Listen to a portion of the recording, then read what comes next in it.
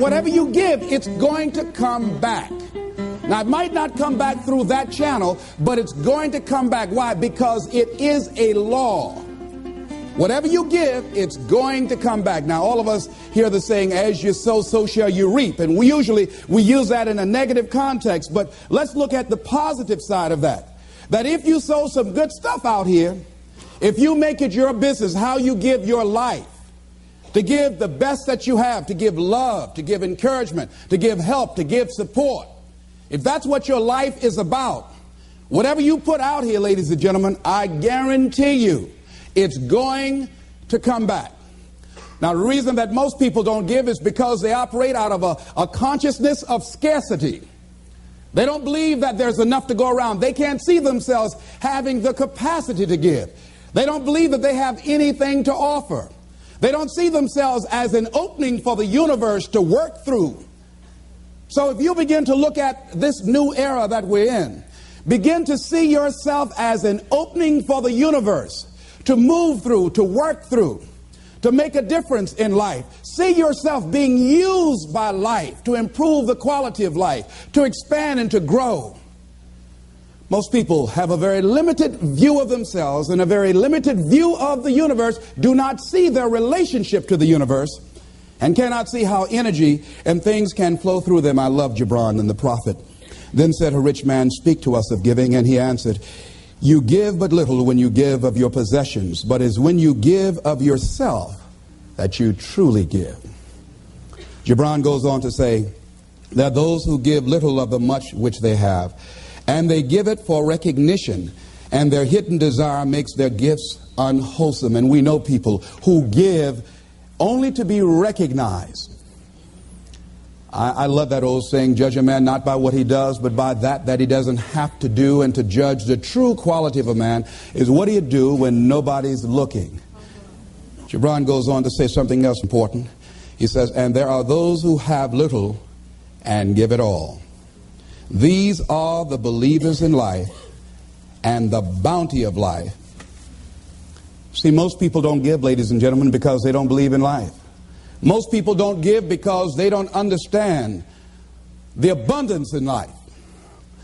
And so they go through life holding back on life, not understanding this also, that what you hold back from life, life holds back from you. So most of us go through life, ladies and gentlemen, not giving, and we're cheating ourselves, and you're also cheating life. See, I believe that all of us have some work to do. I strongly believe that each one of us showed up to do something, that each one of us showed up to contribute something to life. And that if we don't do it, it will not be done. See, no one is going to give Les Brown's speech. No one is going to write your book. See, if you've been given something to do, and if you don't do it, what you're doing is short-circuiting the flow of the universe. See, just imagine, if you please, we had a circle and people are standing around in this circle. And let's say we were given a bucket of love. And then I pass it to the person to the right, and they pass it to somebody else, and they pass it to somebody else, and they pass it to somebody else, and they pass it to somebody else, and it comes back to me. One of the great things about giving is that as you give, you're going to receive. What we want to do is keep the flow going, keep the flow going. If anybody gets the bucket of love and stops and holds it there, all of us suffer. They've short-circuited the flow. They've stopped what was going on, the energy that was going around. See, you are part of an equation, and you are needed. Part of why we should begin to look at how we give up our lives, that we've got to begin to see, what is it that I'm supposed to do? What is my life work? And then give ourselves to that.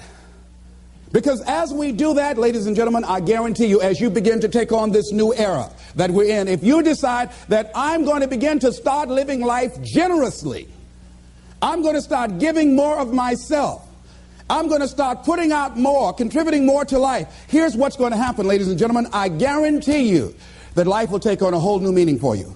I guarantee you that as you begin to give more of yourself in your work, give more of yourself in your marriage, give more of yourself in your relationships with your families and friends, give more of yourself to your talent, to your vocation, to your job or your business, as you begin to set high standards for giving that which you have been given to share in the universe, I guarantee you that life takes on a whole new dimension. That you'll be happier. You have a greater sense of happiness and fulfillment in life. Now, that doesn't mean you're not going to have some challenges. That doesn't mean that you're not going to have some problems that you'll be dealing with on a day-to-day basis. No, that doesn't mean any of that. No, that will not exempt you from that. But what it does mean that now you will begin to take off on some new paths to some newer horizons. That you'll begin to see life totally different than most people. I think that's what Henry David Thoreau meant when he said most men live in quiet desperation. That most of us go through life because we're not using that which we've been given, that we are punished, that we're going through life getting up in the morning with no reason to get up. See, once you find out your purpose in life, and once you decide that you're going to live a life of sharing and giving and contributing to life, you don't need an alarm clock to get up. That you move differently. You have more life in you. But most people are walking around dead. Most people are looking lifeless. Most people find it a hard effort to smile. Most people are abusing themselves with alcohol and drugs and evading their own greatness and holding back on themselves. For years, I was cheating myself. For years, I could have been doing exactly what I'm doing right now. But I was afraid. I didn't feel I was worthy, and I didn't want to recognize that which I had been given. I had a limited view of me, and I was literally running away from me. I mean, life sometimes chases, and I say, no, we want you to do something great. No, not me. Go get somebody else. No. You're not talking about me. No. You don't know what I've been doing. No. We want you. We can just groom you and train you and get you ready. Me, yeah. Are you sure? Me, yeah. No, not me. No, I'm just down. No, I don't want to do that, see. And then so I just get tired of chase. Say, come over here. Come over here. You ain't got enough sense to come. Just come over and shut up and straighten up. They just whip you so hard after a while, you say, okay. Ladies and gentlemen, one of the reasons that we should begin to give more is because we owe a debt. Reading a book, John Powell. Well, I'm afraid to tell you who I am because you might not like me, and that's all I've got. Line in there I love to quote, we are made by those who love us and by those who refuse to love us. As I talk to you right now, you're looking at a lot of people up here, ladies and gentlemen. It's not just Les Brown standing here. A lot of people have contributed to make me who I am right now. None of us are here because of our own doing. All of us have had life to contribute to us. Many times complete strangers. So we all have cookie people in our lives. What do you mean by cookie people? Cookie people and chicken soup people, as I call them when I do my workshops. Cookie people are people like Miss Lillian. When my mother used to whip me as a kid, and I was a bad twin, always getting in trouble, Miss Lillian would hear me screaming, and after Mama would get through, Miss Lillian would come over to the house and give me some cookies and milk. And my mama said, what you doing back there, Lillian? I'm just giving him some cookies, Mamie. And she said, here you are, Leslie. Even though you're a bad little boy, I brought you some cookies. So cookie people are people who, even when you are bad, even when you are not being who you really are, they look beyond your faults and see your needs. Even if you're a moody person and curse them out and dog about sometimes, these cookie people love you unconditionally. How many of you have ever had cookie people in your life? All right. So we all have had cookie people that the universe has put in our lives to contribute to us.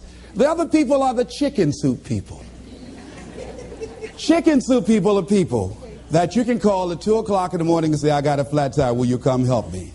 Or my battery is not running, would you come give me a jump? Or I need some help, would you come get me out of jail? If you don't have some chicken soup people in your life, you better get some. But these are people that you can always call on to help you out. So I'm encouraging you to give a letter of appreciation to some of the cookie people in your life. Some of them might have already made their transition. Write some letters to some people who were a leg up for you, some people who contributed to you being who you are. and just say, I was just thinking over the years. I know you know I love you and appreciate everything you've been to me, but I just wanted to drop you this letter. How do you think they'll feel if they get that? Just out of nowhere, just want to thank you for how you have enriched my life. You might not have thought much of it, but because of the help and assistance you gave me on that particular day, that was a turning point in my life. Why should we give? Well, giving creates a vacuum. And as we know, nature abhors a vacuum. See, when you give, you create a vacuum, you are now in a position to receive. See, if I have my arms closed holding on to everything I've got, nothing is available to come in. But if I'm open, if I've created a vacuum there by giving and keeping the flow going, the stuff in the universe is going to come back to me, ladies and gentlemen. It's going to come back. Whatever you give. Whenever I go into a room and give a speech to inspire people, to help them to develop their greatness, if you get 10% of what I get, because as Bach says, we teach that which we need most. I'm not wearing any crown. I need it as much as I'm sharing it. I'm still growing. I'm still unfolding. I'm still seeking to discover my greatness. And if you get 10% of what I get when I walk out of here, see, there will be a different man walking out of here than who came in here. And as I give, the more I give to you, the more I get. Most people don't understand that. That's a law of life. Do you know that we can literally eliminate poverty overnight? We can eliminate hunger and homelessness overnight if people understood the concept of what giving means and the power in it, about the difference that it can make in our lives. I guarantee, if you go to any rundown neighborhood and interview the people there, evaluate their lifestyles and what they're doing and what they're contributing to life, and then go in a wealthy neighborhood and talk to those people and evaluate them and check out what they're doing with their energy and their time and what they're contributing to life. Here's what you're going to discover, what Earl Nightingale said. He said, our success in life is directly related to the quantity and the quality of the service that we give. I guarantee you that you will find that people who have more, people that are living the abundant life, are the contributors to life, ladies and gentlemen. They are the people that are giving more. And the people who are operating out of scarcity and poverty consciousness, these are the people that are down and out. These are the people that are complaining. These are the people that are blaming the world and everybody for where they are. But if they took that same energy and begin to invest and give something back to life. I was in New Jersey, and I had to give a political presentation to a group there that were trying to organize a community to begin to revitalize that particular community. And a guy was telling me very proudly as we were walking through a housing project, he said, the city is about to give $55 million to renovate these housing projects. I said, what a waste. He said, why would you say that? I said, the person that was standing next to him, I said, do you live in this building here? He said, yes. I said, how many families live here? He said, 6 families. I said, we walked in the door and we can smell the stench of urine. Does it take a genius to go down to the store and perhaps sacrifice buying 3 packs of cigarettes and buy some Tide or soap and water and come back here and wash this stench out of here? Does it take a genius to get a can of paint and paint over the graffiti and repair the mailbox? Does it take a genius for that? I say to you, you pour the money in these housing projects and you don't change the people that are living in the projects, before you are completed, they'll be right back to where they were before.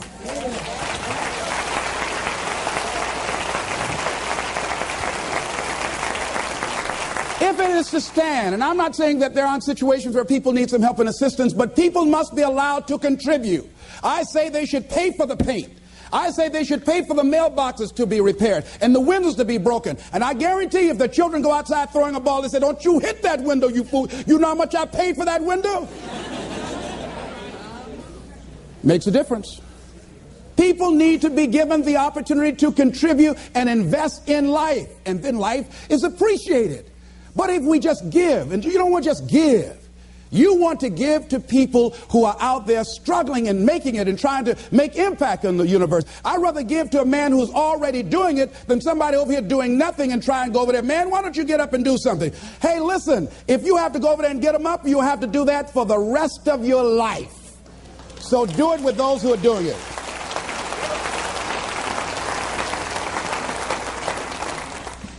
So you want to keep the flow going by working with people who are contributors to life. Leave the dead people alone that are taking away from life. There's a scripture, when I heard it, I couldn't understand it. I say, how cold? He that hath shall get, and he that hath not, even that he has shall be taken away. I said, now that's not fair. Ladies and gentlemen, that is fair. He that hath what becomes the key? He that hath a generous view of life. He that has courage. He that hath initiative. He that hath resourcefulness shall get. But if you're like the guy that I was in a hotel and asked him, I said, look here. I said, he was a bellman. I said, I need to get my shoes shined. Oh, I don't shine shoes. Oh, how long have you been working here? Oh, about 3 months. What were you doing before then? Oh, I just got out of the joint. Yeah? You don't shine shoes. That's beneath you, but it was okay to steal. That's not beneath you, huh? See, another guy, ex-offender, I was telling him I had a job for him. What kind is it? What do you care?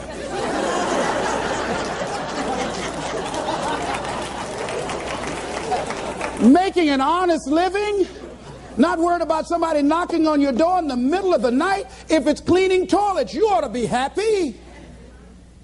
See, he's a taker, ladies and gentlemen. He thinks that somebody's just going to come give him something out here in life. It doesn't happen that way.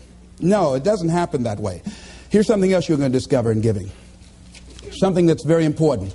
Give thanks. Giving thanks creates power. Give thanks for your house. Give thanks for your apartment, for your car, for your family, for your health, for your relationships, for what you have. When we focus on something, it expands. When you're giving thanks, when you're showing a spirit of gratitude for what I got, not that you're satisfied with it, but you're grateful for what you got.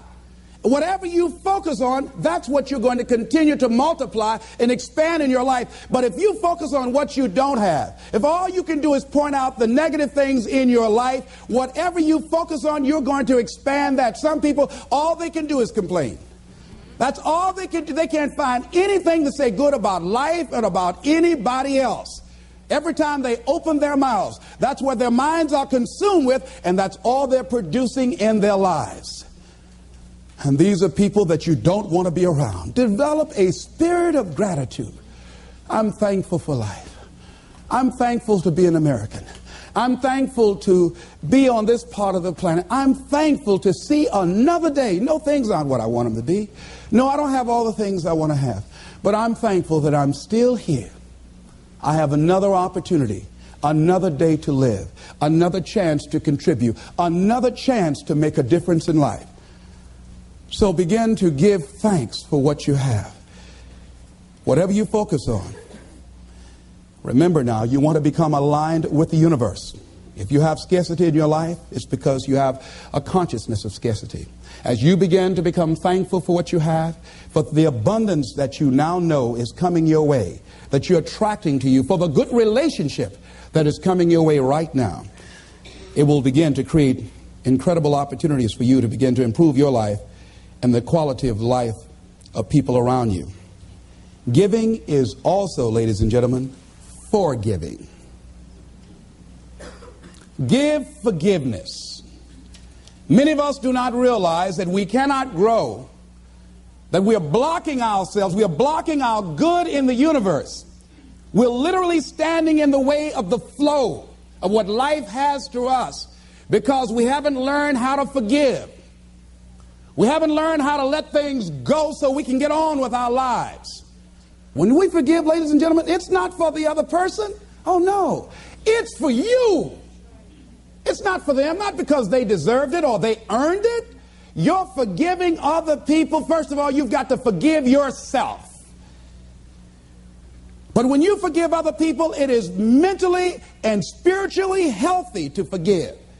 To let that luggage go, as Paul said, forgetting those things which are behind, reaching forth unto those things which are before. Oh, we hear it, but it's hard to do. It's hard. What you have is enough. Whatever you have to give. And the more you give, the more you realize you have to give.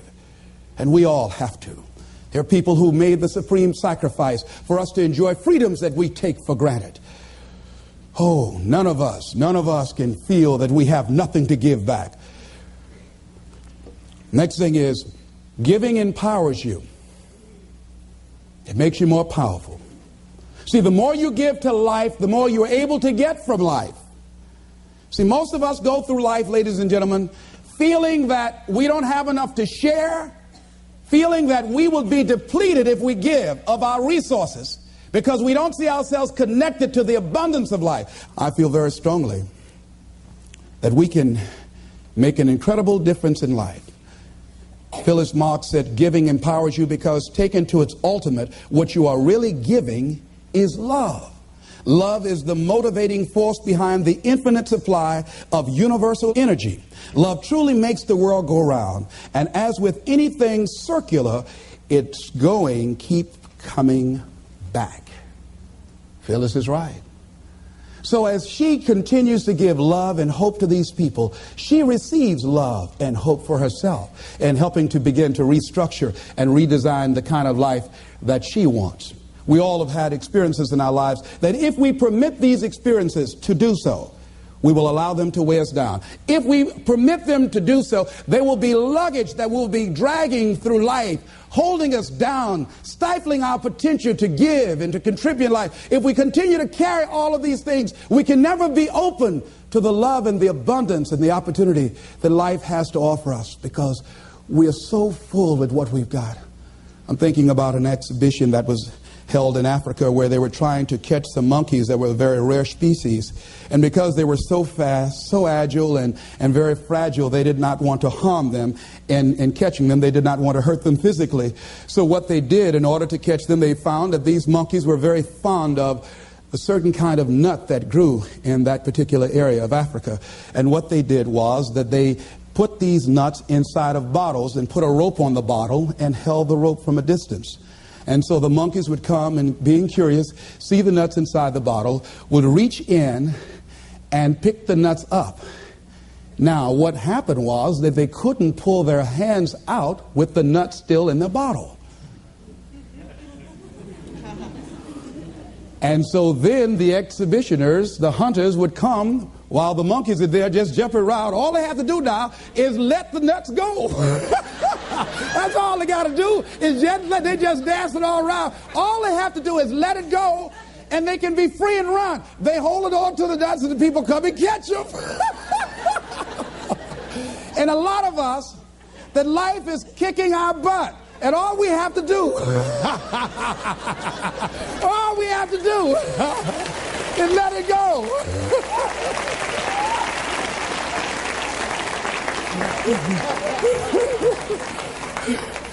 We just keep holding on like we crazy.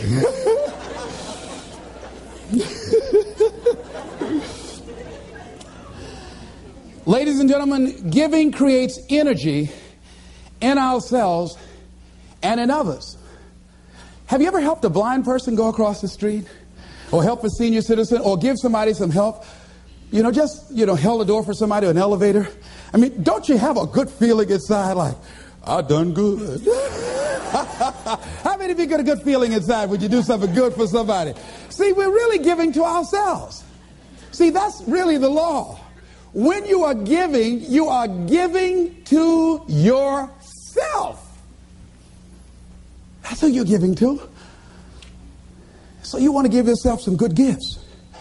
There's a principle underlying the concept of giving. The energy flowing through us as we do, that love generates abundance in our lives, and we are able to reap so much from life as a result of our giving. How are you giving up your life? Do you know to the degree that you are giving to that degree determines how much you enjoy life, how meaningful your life is. There are things, ladies and gentlemen, I used to do, I can't do now. That is unbecoming for the role that I have selected with where I am in my life and what I want to contribute to life. It is inconsistent. I can't do it. Even if I desire to do it, I can't do it. No, because it doesn't fit because of my vision of myself and the contribution that I want to make to life. Because it's not enough to give the message. You must also be the message.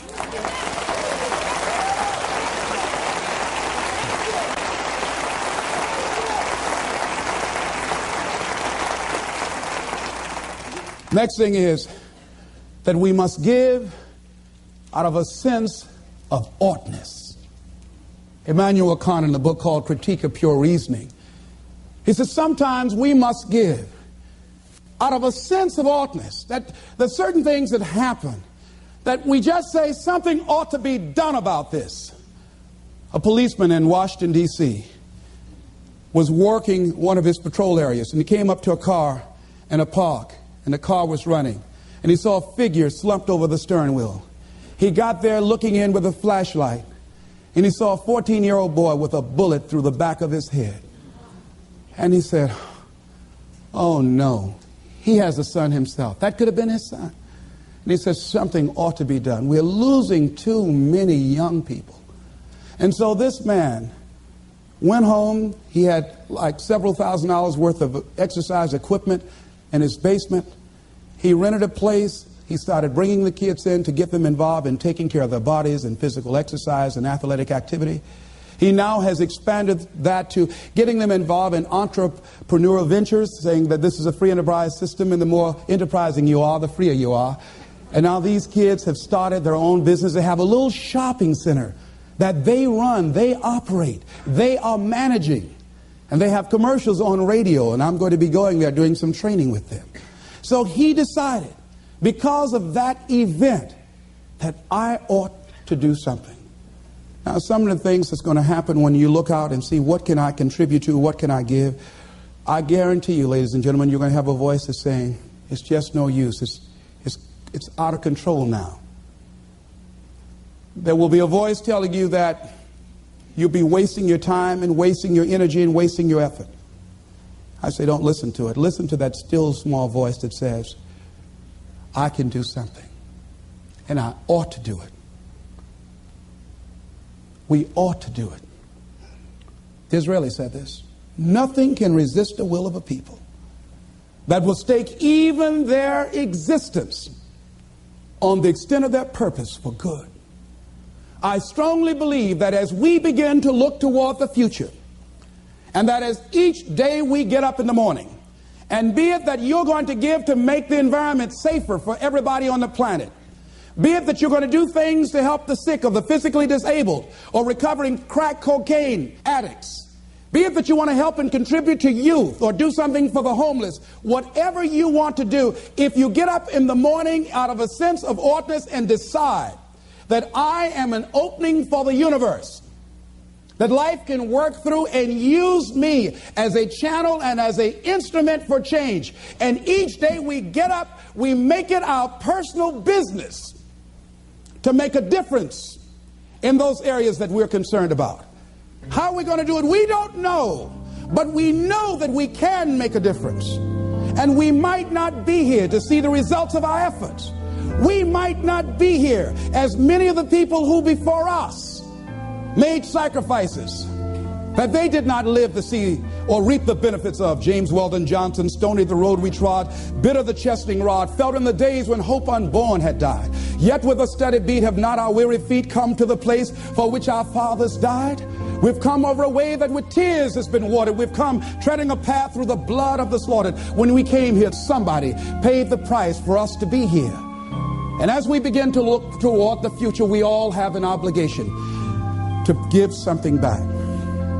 A lot of us don't give more because of the fact that we allow ego to get in the way. I'm thinking of a man that was well-dressed, walking through a neighborhood one day. And a lady came to the door, and she said, "Hey, you." He stopped, he said very politely, "Yes, ma'am." She said, "Come here."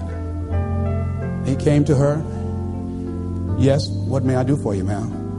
She said, "I want you to cut my wood." He said, "Yes, ma'am." He took his coat off, and he took the axe that she had there, and he cut the wood. She said, "I want you to take some around the back and put some in the fireplace." He said, "Yes, ma'am." And he did that. And after he finished, she said, "What do I owe you?" He said, "Nothing, ma'am. Thank you for the opportunity to serve you." She said, "Okay." And he left, and he was walking down the street with his coat over his shoulder. And her maid came up. She said, "Do you know who that was?" And the lady she worked for said, "No." She says, that's the great Negro educator, Booker T. Washington. She looked out the window. She said, is that right? She said, send for him. And that lady that Booker T. Washington went in and cut the wood for contributed several $million to his dream of building an institution of higher learning, Tuskegee Institute, that is standing today.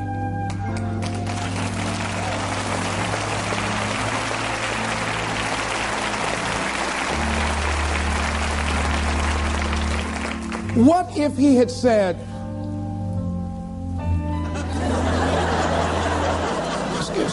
you said do what?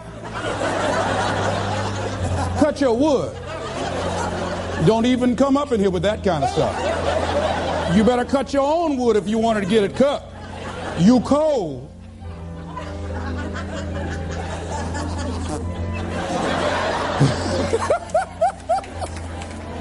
He didn't allow his ego to get in the way. He gave what he had. He contributed. How much have we denied ourselves? How much have we blocked ourselves because we allow that little ego to get in the way, to prevent us from giving and serving, which is the essence of life? Which is the essence of life. It's about service. And so I say, as you look out on the future, decide that you are going to allow your life to be a life of service. Decide that you are going to give more than you have ever given before.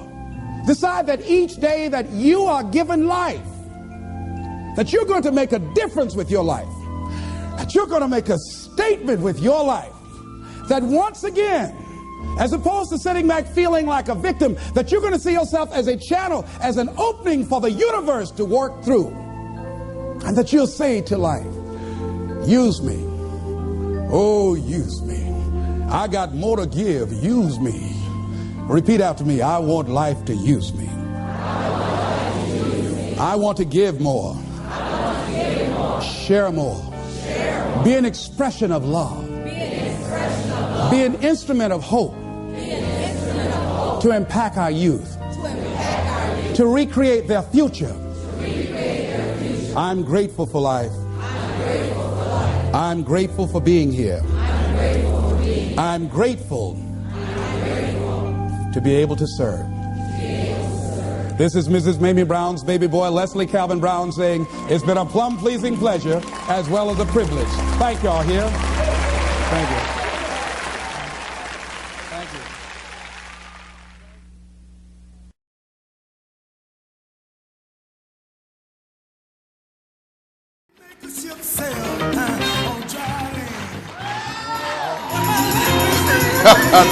They can't handle the booze. You may be seated. Thank you very much. It's a pleasure to be here with you, to share a few moments with you. And let's give a round of applause to a man who's been empowering people to help them to live their dreams, to go to the next level. Major break. Hello?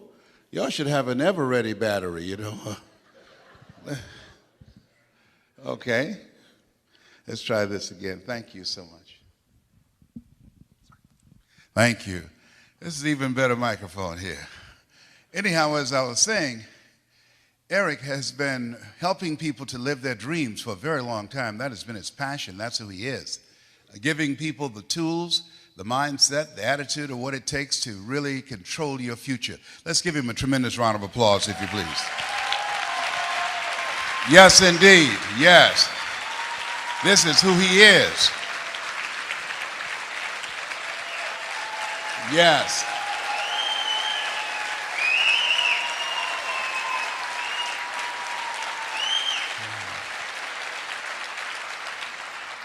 That's my brother from another mother. How many have major goals you'd like to achieve? Raise your hands, please. Very good. I like seeing that. Always like to ask that question, how many of you have major goals you like to achieve? Then I follow up with another question, because this is a crucial place in my life. Just came from the memorial services yesterday in Plano, Texas, of Zig Ziglar. I remember when I first saw him speak, I I knew I was looking at my destiny. I love helping people, and my goal was to be on stage with Zig and Dr. Norman Vincent Peale and Jim Rohn. These guys have gone on to the next level, but that was my goal and dream, and I was very fortunate to achieve that at a very crucial point in my life. This industry has really contributed a great deal to me. I go way back in multi-level marketing from the days of a company called Best Line Products, a guy named Bill Bailey. He was one of the mentors of Jim Rohn, one of the greatest speakers on the planet, and Holiday Magic. At this stage of my life, and I think about all of the things that I've done, I can tell you unequivocally, to dreamers, there's no business that will contribute to your growth and development more than this industry. There are several power strategies I'd like to share with you, but with the limited time that I have, I want to drill deeply on 3 of those that you will have as a result of being a part of this industry. Because what this industry allows you to do, and I want you to write this down. Number 1, it secures your future. It secures your future. Number 2, it will stretch you. You develop some new skills, people skills. You're a dreamer, you can't make your dream happen without building people. As I reflect on my life, 15 years ago I was diagnosed with prostate cancer, given a 2 to 3 year prognosis. And the skill set that I developed in multi-level marketing allowed me to generate enough income that I could focus on my health, take care of my mother. I'm adopted. I was born in a poor section of Miami, Florida called Liberty City.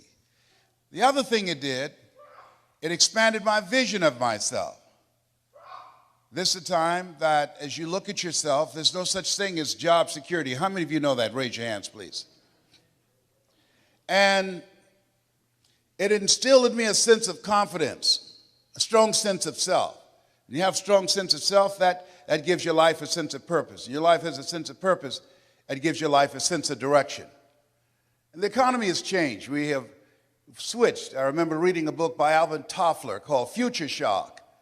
And the things that he talked about, what he predicted, we're living that right now.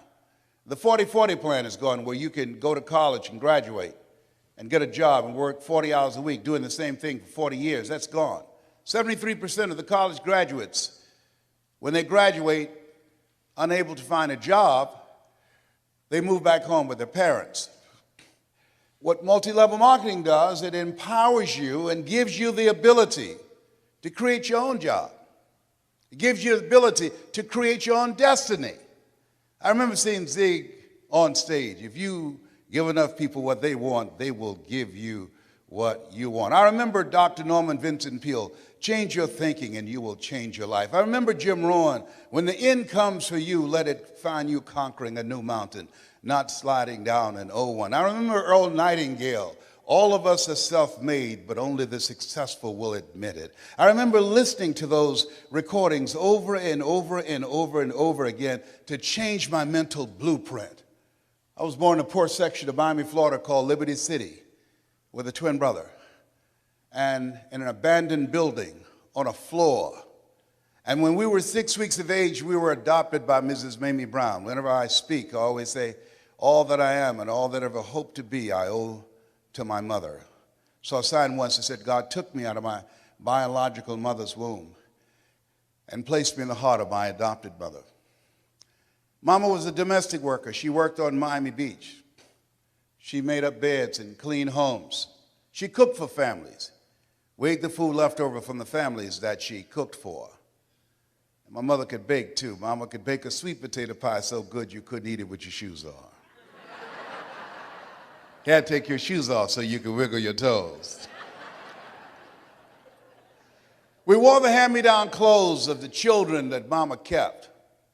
These families are kind and generous. They would say, Mamie, whatever food is left over, you can pack it up and take it home to those children that you have adopted.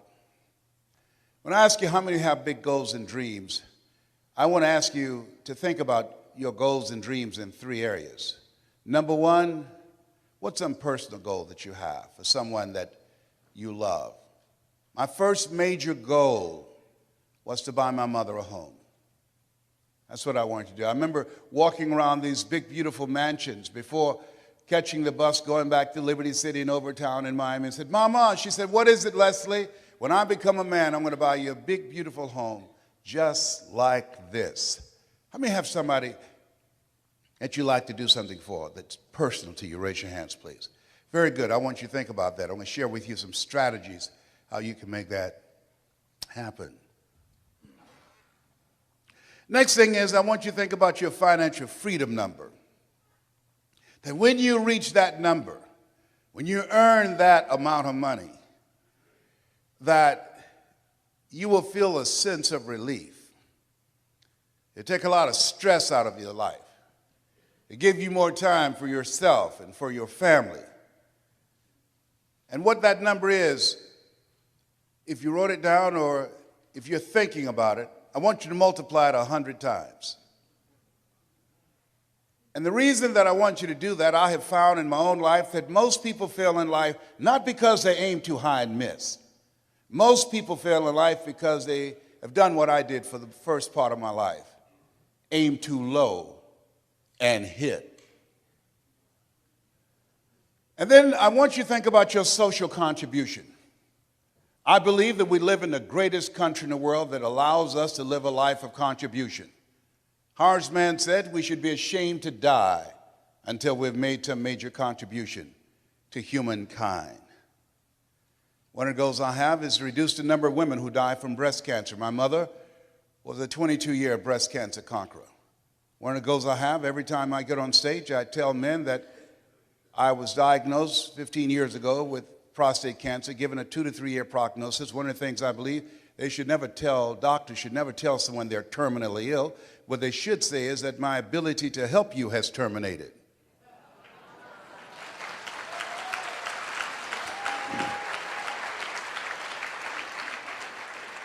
So I encourage men to get their PSA test, which stands for prostate-specific antigen, and the digital rectal examination.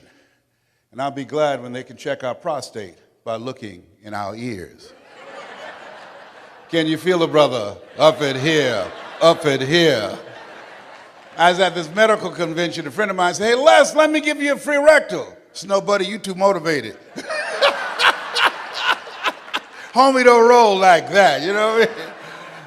I was at Florida Hospital. Guy came in, new doctor, didn't say hello, good morning, anything. Goes get some gloves and some petroleum jelly. I said, hey, buddy, this is our first date. Hey, you got to bring me some potato chips, some M&M peanuts. We got to sit down and talk. I got to get relaxed. What's your mama name?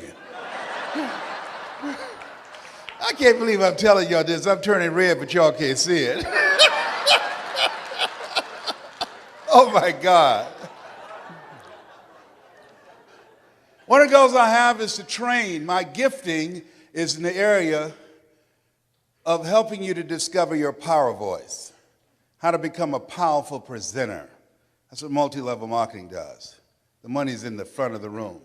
The money's in 101, small groups on the telephone. Your ability to present yourself. A gentleman changed my life, Mr. Leroy Washington. He's in his 90s now. He's blind from glaucoma. I never forget the first day we met. I went in his class. He said, young man, go to the board and work this problem out for us. I said, oh, I can't do that, sir. He said, why not? I said, I'm not one of your students. He said, look at me. Yes, sir. Go to the board and work the problem out anyhow. I said, I can't do that, sir. And the other students started laughing, saying, he's Leslie. He's DT. He's got a twin brother. His twin brother, Wesley, is smart. He's DT. He said, what does DT stand for? He's the dumb twin. And many of the kids laughed, just like some of you did. And I said, I am, sir. And he came from behind his desk and he looked at me. He said, don't you ever say that again. Someone's opinion of you does not have to become your reality.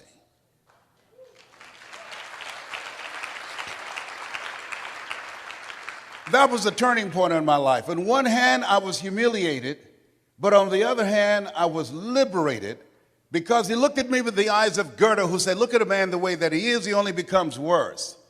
but look at him as if he were what he could be, then he becomes what he should be. I want you to shake someone's hand on your right and left and look them in the eyes and say, you have something special. Do that right now.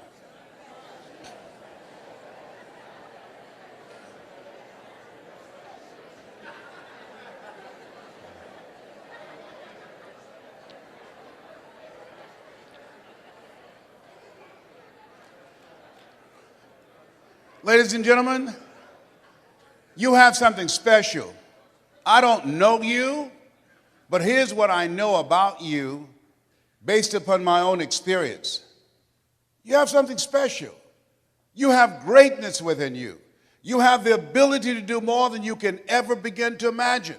Just the fact that you showed up, the fact that you said yes to this industry, it says a lot about you. You're uncommon. Because it means that you have a sense of taking responsibility for your own life. George Bernard Shaw said the people that will make it in this life, they look around for the circumstances that they want, and if they can't find them, they create them. You have something special. You have greatness within you. You've experienced setbacks and disappointments like everybody else in the economy, but you're operating out of the thinking of one L.C. Robinson, who said things may happen around you and things may happen to you, but the only things that really count are the things that happen in you. You have something special. For some of you, it was a struggle to get here. You couldn't afford to be here, but there's something in you that said, I can't afford not to be here. You have something special. You are uncommon. One great American said, I choose not to be a common man. It's my right to be uncommon if I can. I seek opportunity, not security. I don't wish to be a kept citizen, humbled and dulled by having the state look after me. I want to take the calculated risk, to dream and to build, to fail and to succeed. I refuse to live from hand to mouth. I prefer the challenges of life to the guaranteed existence, the thrill of fulfillment to the still calm of utopia. I will never cower before any master, nor bend to any threat. It's my heritage to stand erect, proud and unafraid, to face the world boldly and say, this I have done. That's what it means to be a part of multi-level marketing, an uncommon desire to live your dream and control your destiny.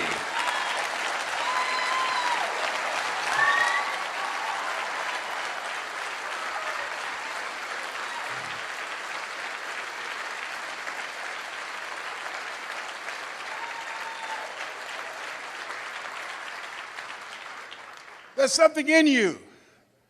It says that you're not sitting back waiting to see what politicians will do for you. There's something in you that says, I'm not going to focus on the general economy. I'm going to focus on my personal economy. There's something in you that says the most dependable hand in the world is the one at the end of your risk. There's something in you that says always strive to get on top in life because it's the bottom that's overcrowded. You are different. You have greatness within you. Dr. Howard Thurman, come forth. Here's a man that after having 238 radiation seed implants, and my PSA continued to increase. In fact, last year this time it was over 1,500, and the little c cancer had eaten 40% of my T1 vertebrae. And I was reading his words that night after leaving Florida Hospital, and doctors had told me that cancer had reappeared, had metastasized in 8 areas of my body. And I began to laugh as the doctor spoke to me, and he was looking real serious. He said, why are you laughing? I said, I feel like Mother Teresa. He said, what do you mean? She said, Lord, I know you know how much I can bear. I wish you didn't have so much confidence in me. And now my PSA is 0.0. I'm debt-free, cancer-free. Yes, indeed. I stand before you because of God's grace and mercy. And trust me, it's better to be seen than to be viewed. But Dr. Thurman was called upon by Dr. Martin Luther King Sr. He said, Howard, I want you to mentor my boy, MLK. He was a member of an elite group of orators and mystics and philosophers in his day. He was an advisor to Mahatma Gandhi and to Albert Schweitzer. He wrote, deep is the hunger, the voice of the genuine, the centering moment. He wrote some words that I was reading around 3 o'clock in the morning that grabbed me. He said, the ideal situation for a man or woman to die is to have family members praying with them as they cross over. He said, but imagine being on your deathbed and standing around your bed, the ghost of the dreams, the ideas, the abilities, the talents given to you by life, but you, for whatever reason, you never pursued those dreams. You never used those talents. You never used those gifts. You never used those abilities. And there they are standing around your bed looking at you with large angry eyes saying, we came to you, and only you could have given us life. And now we must die with you forever. And the question is, if you died today, what dreams, what ideas, what books, what leadership, what voice, what story will die with you? Miles Monroe, great speaker out of the Bahamas, said the wealthiest place on the planet, it's not in the Far East where there's oil in the ground. It's not in South Africa where there are diamond mines. He said the wealthiest place on the planet is the cemetery. There you'll find potential never realized. There you'll find books never written. There you'll find abilities and skills and talents and gifts that the world never had exposure to. Maybe that's why Henry David Thoreau asked in a moment of anguish, what if you live your whole life only to discover that it was wrong? That it was wrong. That God had so much more in mind for you. Maybe that's why he said, oh God, to reach the point of death, only to realize that you've never lived, only to realize that you've never scraped the surface of your potential. Everybody let us say together, live full, die empty. And the people in this room have decided to live full. The people in this room have decided to die empty. The people in this room have decided to live life on their terms and not to be a volunteer victim. When you say yes to this industry, you're saying yes for a bigger life. You're saying yes, I'm tired of playing small. You're saying yes, I'm ready to be empowered to snatch victory from the jaws of defeat. You're saying yes to providing for yourself and your family. There's something that's in you that says, I'm not mentally fit to work for somebody for the rest of my life. You're saying yes to your life, yes to your dreams, yes to your unfolding future. Give yourselves a round of applause. Give yourself a round of applause.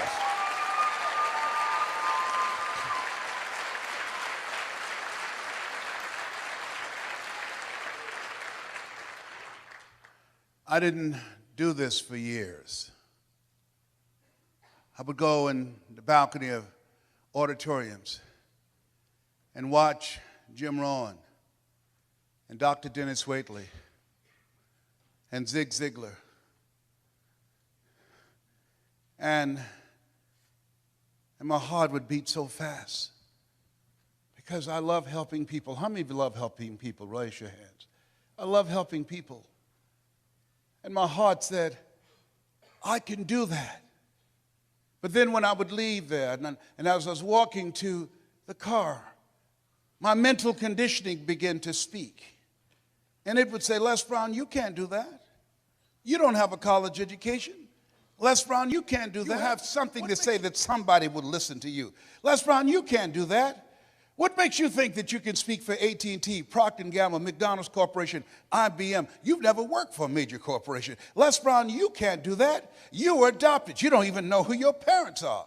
How many of you ever thought about something you wanted to do? You felt it in your heart, and then your mind talked you out of it. Raise your hands, please.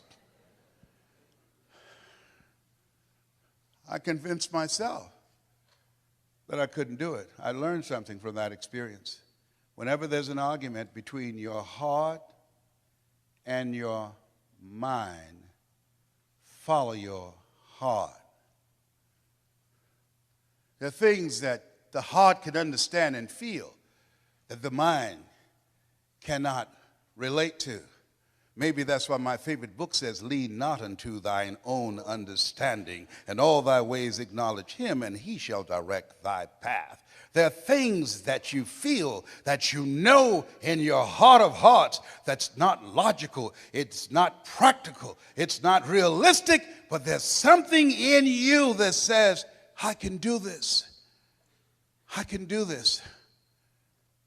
After facing defeats and disappointments and failures again and again and again, there's still something in you that says, I can do this. Operating out of a thinking when life knocks you down, try and land on your back, because when you can look up, you can get up. I can do this. I can do this. When you present and people say, oh yes, I'd like to be a part of that. Yes, they have the personality and they need it, and they don't show up. You end up being a babysitter. You have to be a counselor and a psychologist and a minister. They challenge you to pray to Jesus and Yahweh and Melchizedek and Buddha. They'll get on your last nerve, have you chanting, Nomi Yoho Renge Kyo. It's interesting when you talk to people about securing their future, and you can't help them to become actively engaged in their own life. A friend of mine named Lorraine had me to come to do an intervention with her brother that was addicted to drugs, and he told us to get out of his house.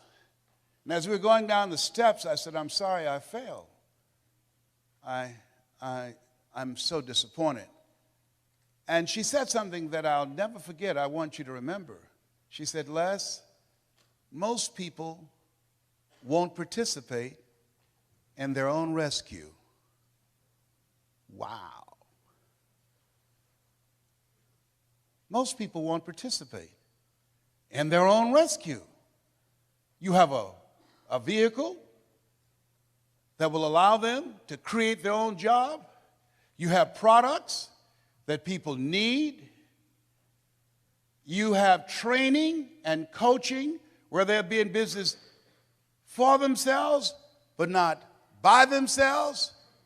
You have leadership of people who've proven that it's possible you can live your dreams. It's possible you got a shot at creating a fortune. Everybody's not going to do it. We can't predict performance. And all you are saying, hey, listen, here's an opportunity. And don't take it personal when people say no to you. They're not saying no to you. They're saying no to themselves. They're saying no to living a bigger life. They're saying no to what's going on in their head because they're suffering from possibility blindness. They can't see themselves doing more. They don't want to do that extra work. So they're saving you some time. They know they're trifling and don't want to work. Don't try and convince them to say yes. A person convinced against their will is of the same opinion still. This is hard work. H-A-R-D and H-E-A-R-T. Hard work and heart work. You got to gut this out. You've got to make know your vitamin. You've got to fail your way to success. You've got to be unstoppable. You have to operate like Willie Jolly, who said a setback is a setup for a comeback. You've got to be relentless when you're building a business. You've got to be able to have courage after you face rejection and again and again and again. After somebody tell you they're going to show up and then they don't come, they don't return your calls. It takes courage. You go out and start talking to people. It takes courage when creditors are breathing down your neck and family members saying, oh, there he goes again with another pyramid scheme.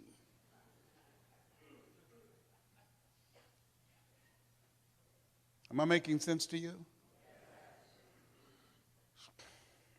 What I'm doing. I didn't do this for 14 years because I didn't have the courage. I was afraid of being rejected because I don't have a college education. I had a tremendous inferiority complex. And something else. In order to make this business successful, to go from a 9 to 5 to 5 until you faint, It's a different mindset. It requires a radical change. How many of you know that it's hard building a thriving residual income on a monthly basis? Raise your hands, please. Yeah. That's why most people won't say yes. It's much easier to complain about the economy. It's much easier to complain about our elected officials. It's much easier to talk about the recession. That's much easier. To come up with excuses and why you can't do it. That's where I was. That's where I set up station for a long time. My mentor said something to me, Mike Williams. I want you to write this down. He said, anybody can complain. He said, if you do what is easy, that's complaining. If you do what is easy, your life will be hard. But if you do what is hard, your life will be easy. Come on now. That's strong medicine.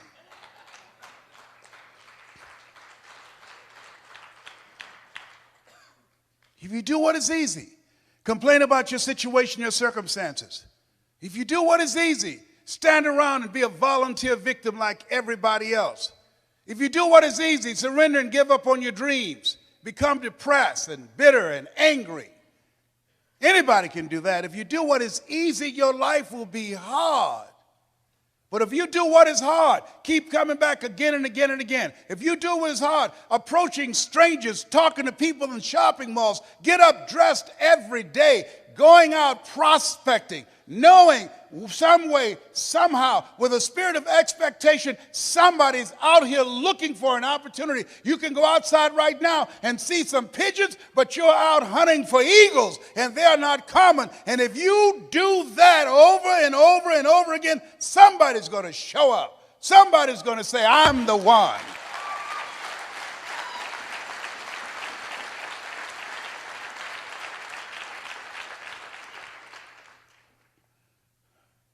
Dr. Thurman, I love him so much. What a great writer. He said, there's something in each and every one of you that waits and listens to the voice of the genuine in yourself. It will be perhaps the only guide you will ever have. And if you cannot hear it, all of your life, your days will be spent on the ends of strings that somebody else pulls.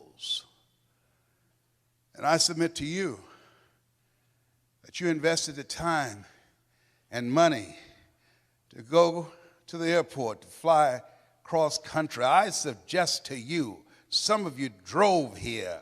I suggest to you, you showed up because you said, I'm going to pull my own strings. I'm going to control my own life. Nobody will ever pull my strings again. Give yourselves a round of applause.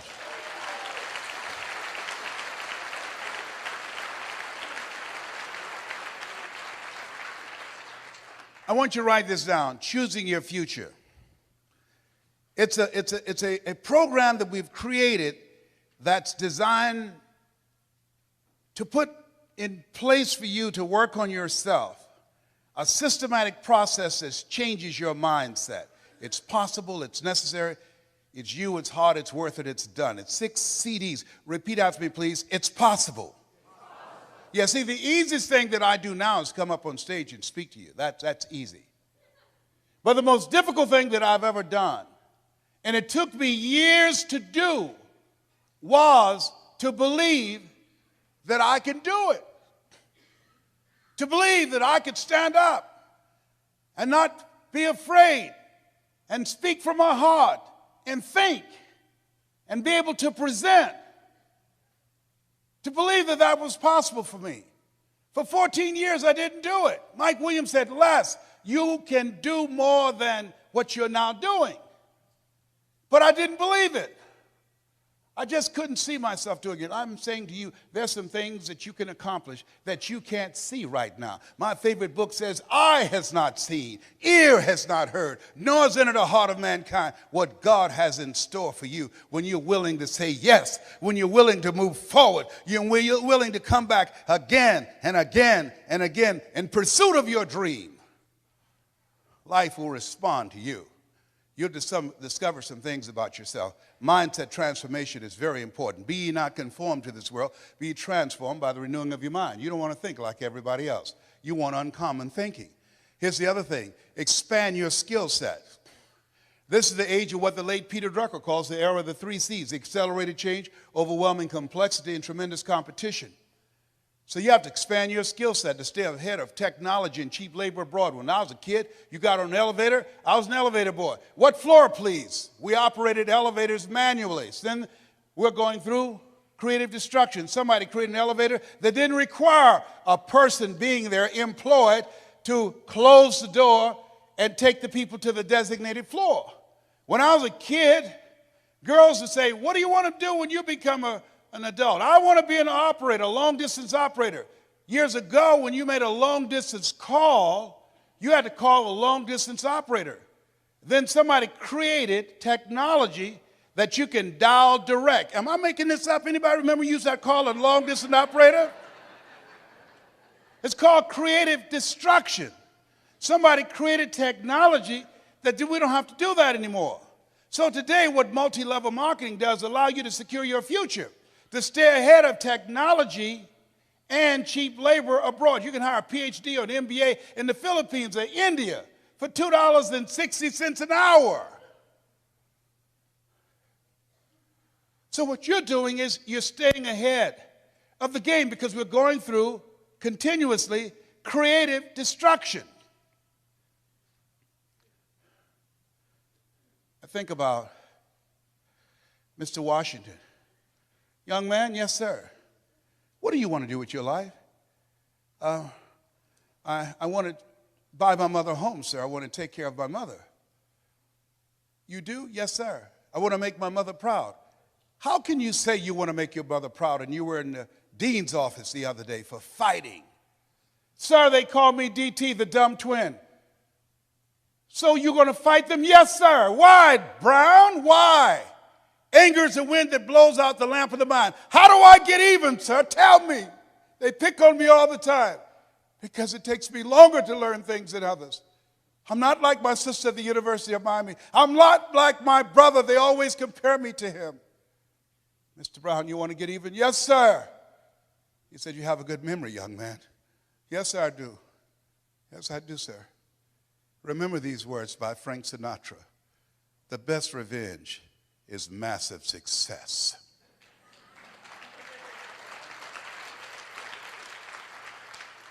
Become massively successful. That's how you become even. "Thank you, sir." "Mr. Brown?" "Yes, sir." "Why did you sign those papers?" "What are you talking about? You're the first student in special education that was labeled educable mental retarded, put back from the 5th grade to the 4th grade. You failed in the 8th grade. I fought for you. I saw something in you. You've got greatness in you. I know you're not as fast as your brother. I know you're not like Margaret Ann, your sister. But there's a hunger in you, sir. And I fought for you to get that, and I saw your name. I couldn't believe it when you signed it to somebody else. Why did you do that?" Several teachers met with me and said that you wouldn't be with me at Florida A&M University to help me. "Mr. Washington," they said, "if I didn't make the honor roll at Booker T. Washington High School, I would not make it at Florida A&M. You've been like a father to me. I never would want to bring embarrassment to your name. Mr. Brown, I know it's harder for you. But once you learn something because of your hunger, you got it. You master it." He said, "I don't care what they said. But did you believe that you could go there and graduate?" "To be honest with you, sir, no, sir. Not without you, sir." "Mr. Brown?" "Yes, sir." "Listen to me." "Yes, sir." Sometimes you have to believe in somebody's belief in you until your belief kicks in. Sometimes you have to believe in somebody's belief in you until your belief kicks in. Whoever recruited you to become involved in their organization, they saw something in you. Whoever asked you to be a part of their team, they saw greatness in you. See, you need people in your life who can see things that you can't see. You want to find whoever got you in the business and say to them, thank you. I told Robert Boyd, who recruited me for Best Line Products, thank you, Bob. I don't know what you saw, but I'm not going to disappoint you. You find whoever recruited you, because you are looking for eagles in this business. You're not looking for people who need more. You're looking for people who want more.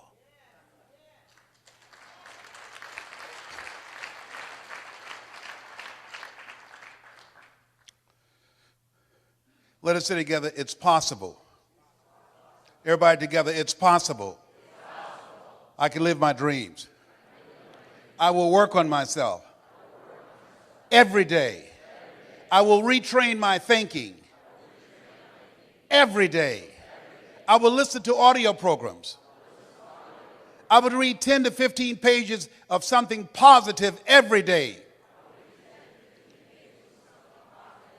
I will turn off my television and turn on my life.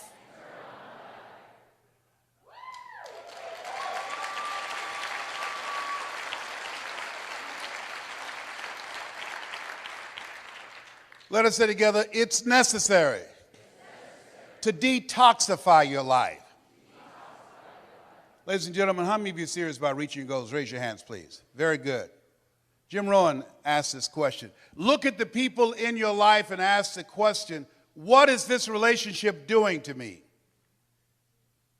See, in order for you to go to the next level, there are some people you need to let go. Let us say together, let go. Or be dragged. There's some people, because of their negativity, they're emotional vampires. They will drain you. You want to be around people that you can learn from, that you can grow from. Dr. Dennis Kimbrough out of Atlanta said, if you're the smartest one in your group, you need to get a new group.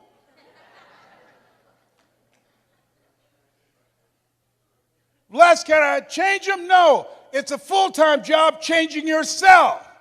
There's some people that's comfortable being negative, comfortable being a volunteer victim. There's some people that's so negative they can walk into a dark room and begin to develop. Oh, behave. My medication wearing off now.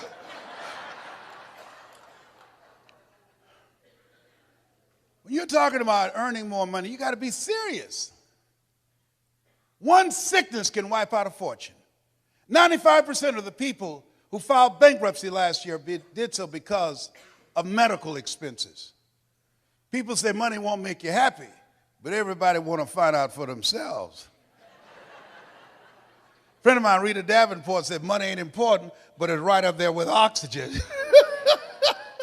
And let me tell you something, fellas, even if you're as homeless as I am, you got some money, women will find something cute on you. Oh, he's got earlobes like Tom Cruise. He's got a walk like Denzel Washington. I used to be so broke, I'd walk past a bank and trip the alarm. Creditors would call the house and my children would answer the phone and say, my daddy say he ain't home. And sometimes they would catch me on the phone. May I speak to Les Brown, please? Sorry, but he's not here. You sound like Les Brown. Don't you go there, big boy. Oh, my God. Red Fox said money can't buy you happiness, but it can make a big down payment. Oh. This thing called life. Here's something else. Write this down. You're going to fail your way to success. There are people who look promising. They're going to disappoint you, hurt your feelings. There are people who should be there to encourage you, to motivate you. They're going to be the #1 members of the discouragement club. Before things get better for you, they're going to get real bad. When you have a dream, think it not strange that you'll face the fiery furnaces of this world. You will, not you might, you will have tribulations. How many of you know that's true? Raise your hands, please. Things are going to happen to you. And don't complain. Don't go around telling everybody. 80% don't care. 20% glad it's you. Suck it up and keep on prospecting and make it happen. Life is happening to everybody.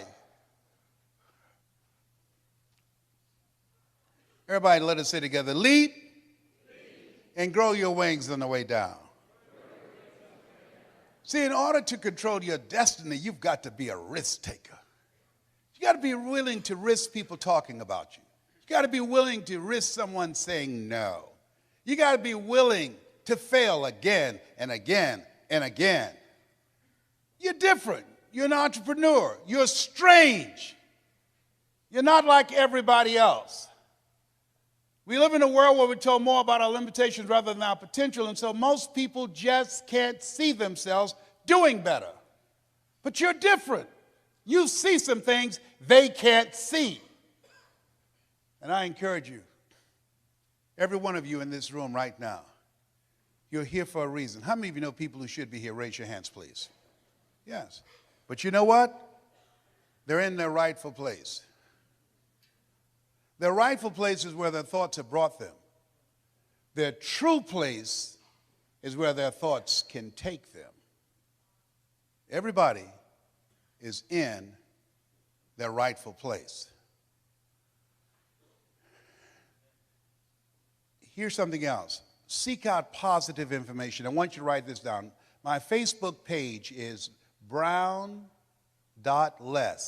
Every day we post a positive message there. Every day at brown.less. Because you're in this room, I want you to write this down.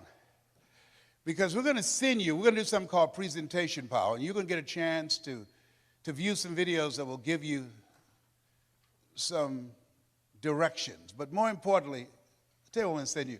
I'm going to send you 7 power strategies of how to be a powerful storyteller. So email me at yes@lesbrown.com and say, send me the 7 principles. Mention that you were at this convention. We'll send that to you free. It will give you a guideline how to tell your story. When I started off this presentation, I started off telling my story. I was born in a poor section of Miami, Florida, in Liberty City. Born in an abandoned building with a twin brother. Do you remember I told you that? My mother worked on Miami Beach as a domestic worker, making up beds, cooking for families. Remember I told you that? See, your story is your power. How many of you have gone through some things? Raise your hands, please. How many of you have experienced some things in your life? Raise your hands, please. How many of you have periods in your life like me where you're temporarily insane? Raise your hand, please. Your story. A presentation power will tell you how to tell your story. I've given lectures at Harvard, Yale, spoken around the world, telling my story. You got a story too.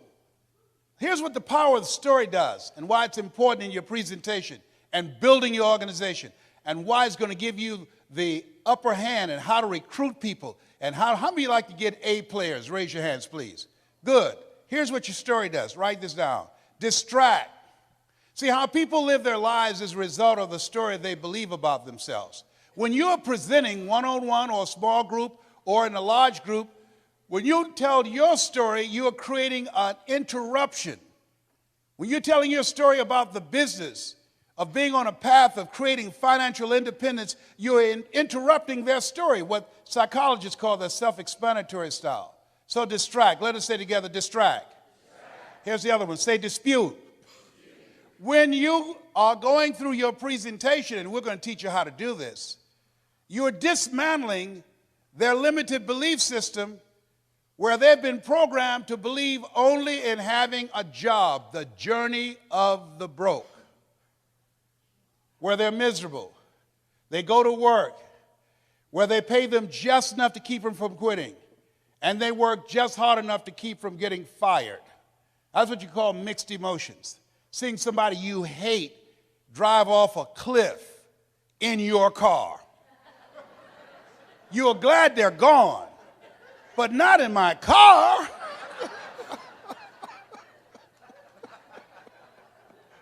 Can you feel me up in here? Can you feel me? People go to jobs that they hate, 87% of Americans, and guess what? And they pray they don't get fired. That's no way to live. That's why you're here. You just said, you know what? No, I ain't going out like this. You know, I'm telling you. And people think you're crazy, and you are. You got to be crazy today. You got to be out of your mind. My favorite book said, let that mind be in you. You got to have another mind in you that says, I got this. This is my life. I own this. I'm going to call the shots here. Nobody's going to tell me how much I'm worth, what time I can take a lunch break. I'm not going to anybody and ask for permission to take my family on vacation. No, I got this. I've got a vehicle that can take me to another place. That's why you said yes. Give yourselves a round of applause.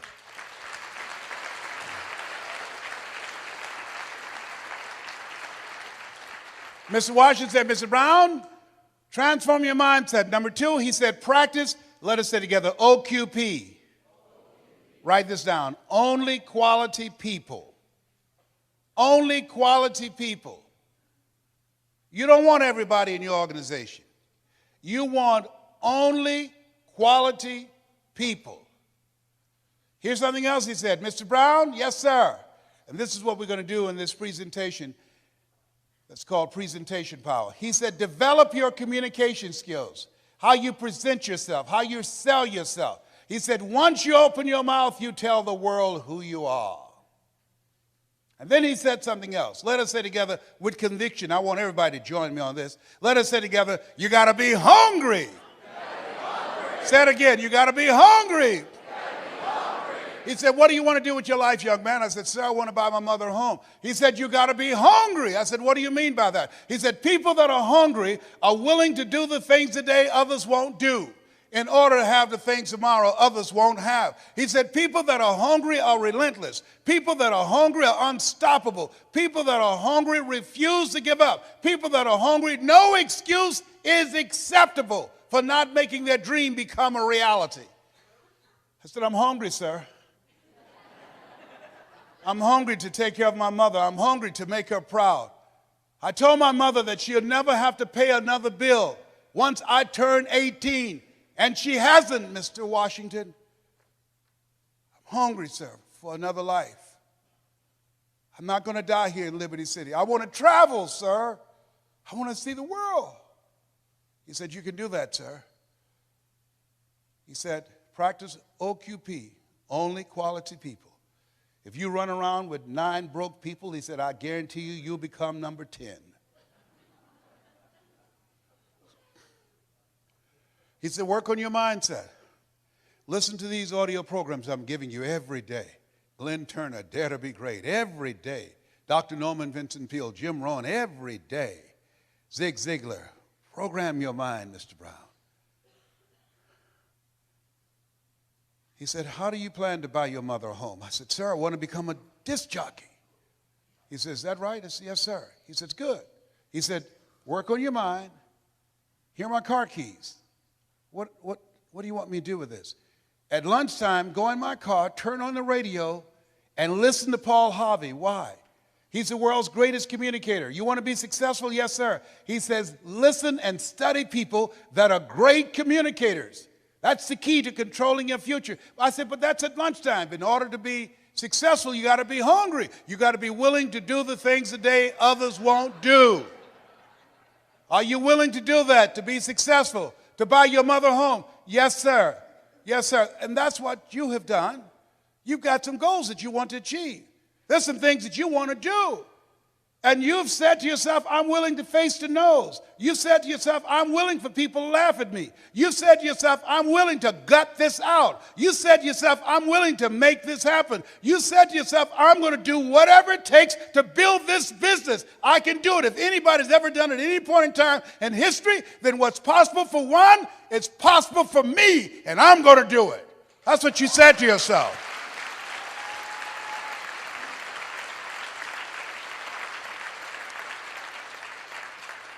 He said, listen to Paul Harvey every day. So you want to be a disc jockey? Yes, sir. He said, I want you to create your format. What will your personality be? What style are you going to have? I said, wait a minute, sir. I want to be a disc jockey, but I don't have a job yet. And then he said something. He said, it's better to be prepared for an opportunity and not have one than to have an opportunity and not be prepared. He said, you got to expect to become successful. Let us say together, I expect to win. I expect to increase my recruitment. I expect to be a great presenter.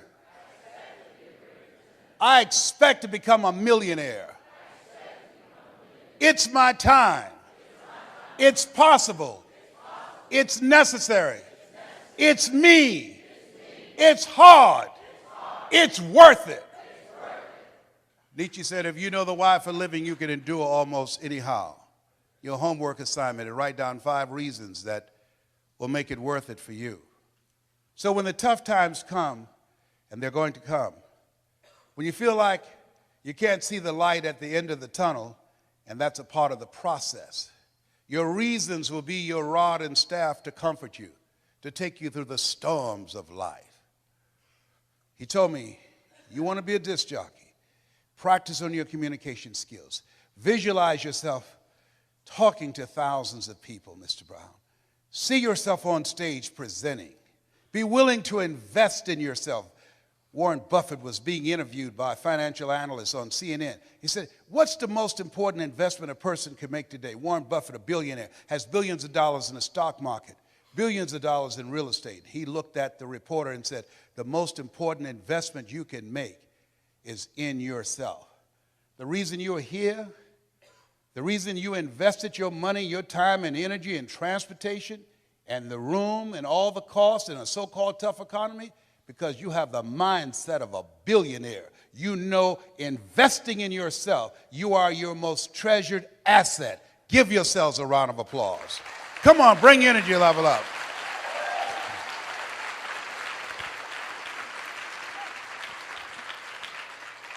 So he said, Mr. Brown, I've done all that I can do for you. You've got to go out and face the music.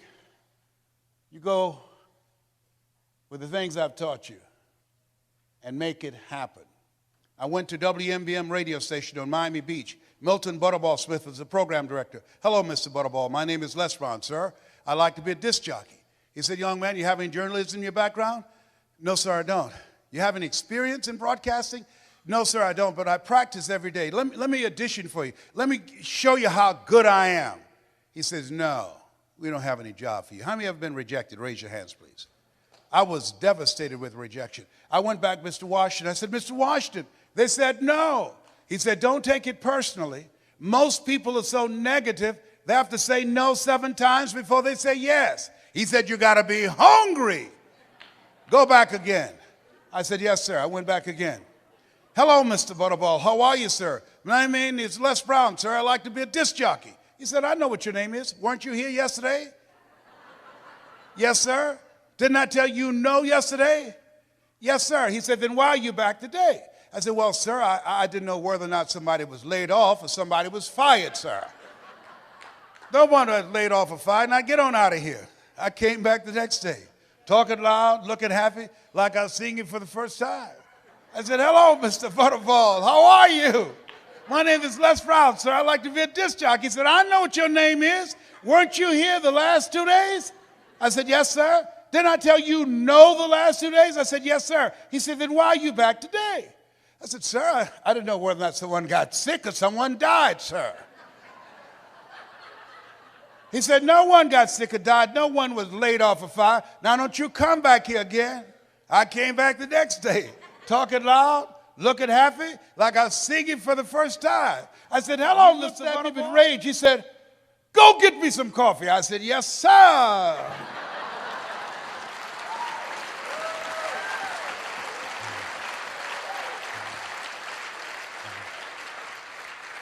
My favorite book said, the greatest among you will be your servant. So I became the errand boy for the disc jockeys.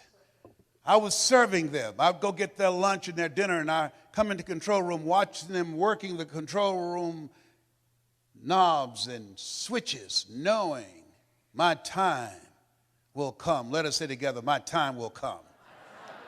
When I'll be a top producer. And when I'll come up on stage and they call my name because of my accomplishment, my time will come. Because I'm going to put forth the effort. And so on the weekends when the disc jockeys would come out to the parking lot, the cars would be clean inside out. They said, hey, who did this? I did, sir. How much do you charge, young man? Oh, nothing, sir. I just wanted to help out. Write this down. Build relationships. Build relationships. Give before you ask people to come into your business. Find some way to compliment them. Talk to them, ask them questions. Find out what's important to them, what's stressing them out, what keeps them up at night, what drives them, what they value. Don't advance with the business. People do business with people they know, like, and trust. That's why you want to tell the story and ask key questions. You want to be strategic and experiential. Write this down. You have an energy signature. People are feeling you out. They're listening to you. They're watching you. And so, it said, look, here are my car keys, young man.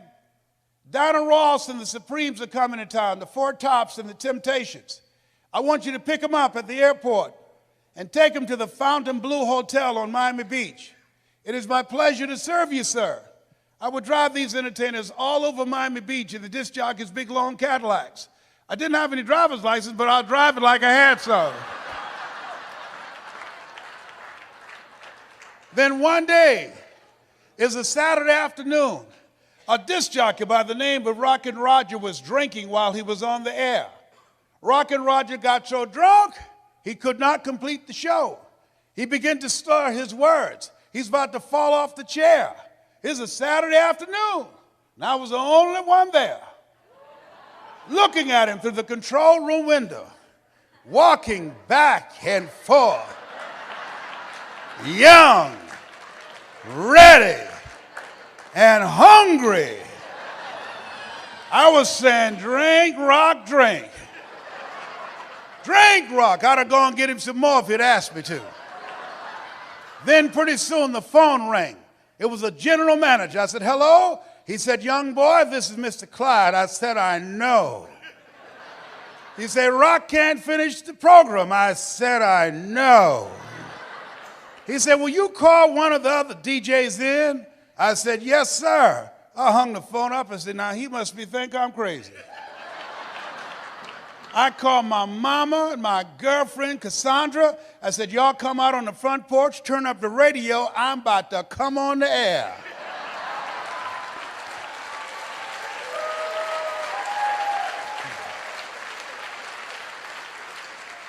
I waited for about 20 minutes and I called him back. I said, Mr. Klein, I can't find nobody. He said, young boy, you know how to work the controls? I said, yes, sir. He said, go in there and segue the records, but don't you say nothing here. I said, yes, sir. I couldn't wait to get old Rock out of the way.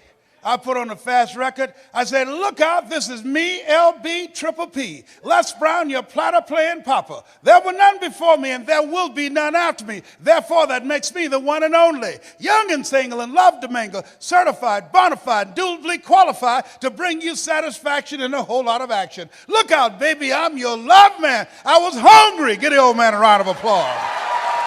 I was hungry. I was hungry. I was hungry. You got to be hungry.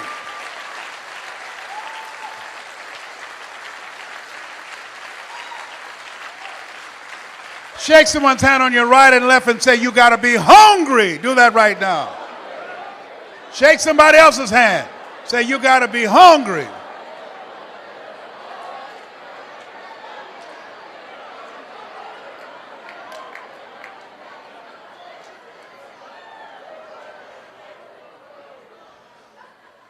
People that are hungry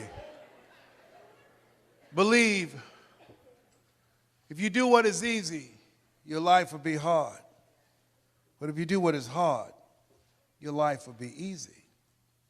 People that are hungry believe what Zig said when he said, if you give enough people what they want, they will give you what you want. People that are hungry believe always strive to get on top in life because it's the bottom that's overcrowded. People that are hungry are uncommon people. They say yes to their dreams. They say yes to an opportunity where they can develop their entrepreneurial skills, where they can develop their mind and their leadership skills, where they can become versatile and flexible and create and build a business they can be proud of. People that are hungry have a vision of themselves when they leave here, leaving a legacy and not liabilities. People that are hungry understand that most people die at age 25 and don't get buried till they're 65 because they're not willing to take a chance on themselves. People that are hungry are a rare breed. They're risk takers. I don't know what you want to do. Seemed like yesterday when I was the new kid on the block. Now at 68, I'm the old timer. I used to think people in their 40s were old. Now that I'm 68, I feel like I served at the Lord's Supper. And I know I look young for 68 because I use mascara to cover my gray hair. I was over there asking Maria. I said, Marita, can you have any mascara? She said, oh, you look just fine. My kids say, Daddy, you look distinguished with your gray hair. I said, 68, I'm not trying to look distinguished. I'm trying to look young. I got to tell you this story. Don't tell anybody, please. I gave this speech at the Georgia Dome. And after I finished, it's called It's Not Over Till I Win. And after I finished, somebody came back and said, Mr. Brown, I know you're tired, and our speaker canceled. Do you have enough energy to do another program? I said, no, I'm tired. He said, we can pay you a full fee of $25,000. I said, the Lord is able.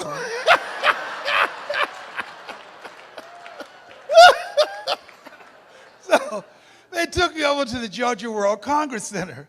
And it was an intimate setting. People were very close to the stage. So I looked in the room, and then I went in the restroom and got my little Mademoiselle mascara out to cover my gray, Eva Bush stash and everything. So I came in the room. The lady wanted everybody to know that she knew me. So she said, there he is, Les Brown. I came up on the stage. She holds her cheek out for me to kiss it. I kissed her on the cheek and left this big black smudge on her face.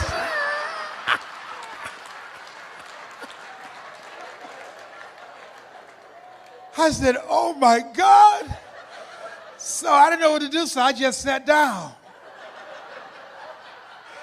So the people down front start saying, there's something on your face. She looks at me, she said, what are they saying? I said, I don't know. Then one nosy lady went over there, opened up her pocketbook, and gave her a mirror. Now, nobody asked her to do that. Getting in the Kool-Aid, don't know the flavor. She looks and see the big black smudge on her face. She said, how did this get here? I said, I don't know. You think maybe some of this rubs off? Well, the reason I'm telling you this, don't worry if I kiss you today, because Marie said, you don't need it. You'll be just fine. You look distinguished. Whatever. How many of you like to learn how to improve your presentation skills? Raise your hand. We're going to do a webinar that will walk you through a process and teach you how to tell your story so you can speak in your community on a volunteer basis and be able to make a difference. How many of you like to make a difference with your story? Raise your hands. Very good. We will show you how to do this. I've been doing this now for 40 years. I love and admire Eric Worre for who he is to me as a friend, but the passion that he has in giving you the tools that you need, not just the mindset, but the skill set of what it takes to build a strong multi-level marketing business. I can tell you, based upon my experience, and he's not paying me to be here. He's got a blue light special going on up in here. This is my friend that I love him. There are few people who can call me, and I'll get on a flight, and I only had 4 hours of sleep to come in to speak. I was very subdued and conservative today, but I love and admire him.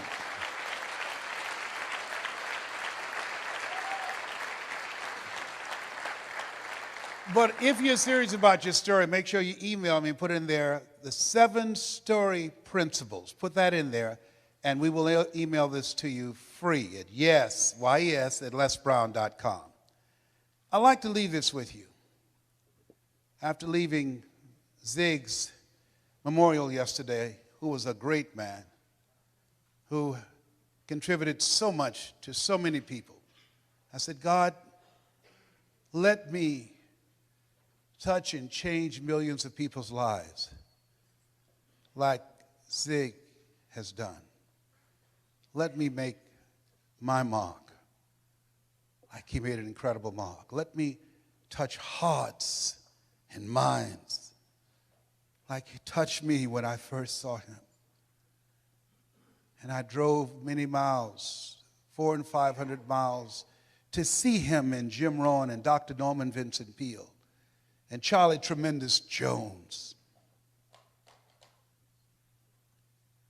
Let me be an instrument to give people hope, to inspire them to expand their skill set, to encourage them to create collaborative, achievement-driven, supportive relationships. God, let me live a life that counts, that means something to people. God, help me to be able to inspire people like Mr. Washington inspired me, like Mike Williams, my mentor for the past 43 years, who saw something in me I could not see in myself, who believed in me when I didn't believe in myself. Please let me live a life that matters. I want to leave this with you. At this stage of my life, my goal is to train 100,000 speakers who will have one message: hope, skill set, and collaborative relationships that will change how people think, how they feel, and how they act. 100,000 people outside of religion and outside of politics, both of which I believe polarize and divide people. 100,000 ordinary people who want to live an extraordinary life. God, give me the stamina and the vision to use my gift that you have given me to work with people who are hungry to make their lives count. I want to leave this with you that my mother used to love to say to me when she was in pain. Leslie, yes, ma'am. Come in here. Yes, ma'am, mama. What is it, baby? Say that thing for me, boy. That makes me feel good. Yes, ma'am, mama. My mother's dream was to raise 7 children she didn't have, to make sure we had a roof over our head and food on the table. And she never failed. We never went to sleep hungry. She's a hard worker, and she had faith. I remember the first home I bought her, and this home she saw. I said, Mama, how you like this? She said, if I lived in something like that, I would feel like Mrs. Rockefeller. She didn't know I had planned to get that home for her. I purchased the home, and I said, Mama, I think I know the people who live there. You do? I said, yes, ma'am. I said, I'm going to stop in and say hello. And I drove there, and I opened the door, and she got out, and Mama at that time, around 76, she held my arm, and we were walking toward the house. She looked at how beautiful this house was. She said, Leslie, you sure you know these people? Yes, ma'am, Mama, I do. And we got to the door, and I couldn't hold it anymore. I reached in my pocket, I took the key out, and I put it in the door. I said, Mrs. Rockefeller, this is your home.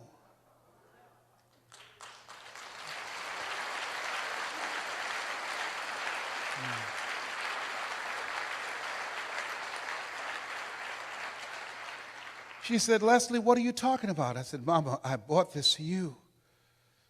I pushed the door open. She stuck her head in the door. She said, anybody home? I said, no, Mama. Nobody's here. This is yours. It's fully furnished. Multi-level marketing made that happen. This is going to happen for you. It's already happened for some of you.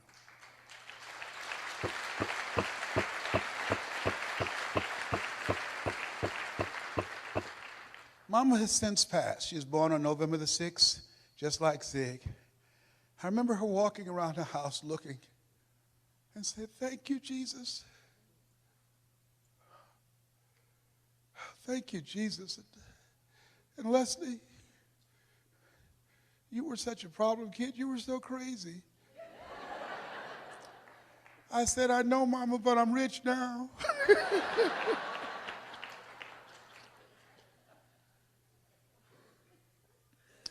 I dedicate this to the dream in you. Say that thing for me, boy. Yes, ma'am. If you want a thing bad enough to go out and fight for it, to work day and night for it, to give up your time, your peace, and your sleep for it. If all that you dream and scheme is about it, and life seems useless and worthless without it, and if you gladly sweat for it and fret for it and plan for it and lose all your terror of the opposition for it, and if you simply go after that thing that you want with all of your capacity, strength and sagacity, faith, hope, and confidence, and stern pertinacity, if neither cold, poverty, famish, or gulf, sickness or pain of body and brain can keep you away from the thing that you want, if dogged and grim you besiege and beset it, with the help of God, you'll get it. This has been Mrs. Mamie Brown's Baby Boy. God bless you. God bless your dream. God bless America. Thank you so very much.